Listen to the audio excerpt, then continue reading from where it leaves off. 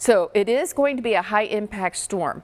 We're talking about the snow and the rain continuing at least early, and then changing over to snow, ending by Monday, I would say about noontime in our eastern counties, ends earlier in our western counties. So snow initially will be mixing with some rain for much of the day, and then once the sun sets, that's when we start to see that more moderate and heavy rain picking up with accumulations of 4 to 8 inches for most of the area, and then 8 to 12 inches further to the east, which I'll show you here in just a moment. Roads will be wet to slushy today, and then they become snow covered this evening and overnight. Winds will also be a factor as they increase tonight and especially tomorrow. So here's a look at Predictor. This is at 6 o'clock when I really expect mainly snow. I would say late afternoon we start to see less mixing, mainly snow. Surface temperatures are falling. That low pressure system is really cranking off the coast, and it continues into the early morning hours tomorrow. But notice it's starting to end in our western counties 8 and 9 o'clock, but continuing in our eastern counties, and it's possible continuing until about that noon hour.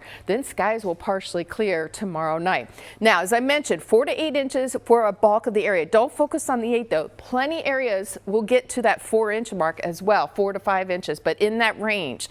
And then further to the east, you could see higher amounts, which would clip parts of Lancaster County and Lebanon County, and then towards Philadelphia, that's where the highest totals are expected.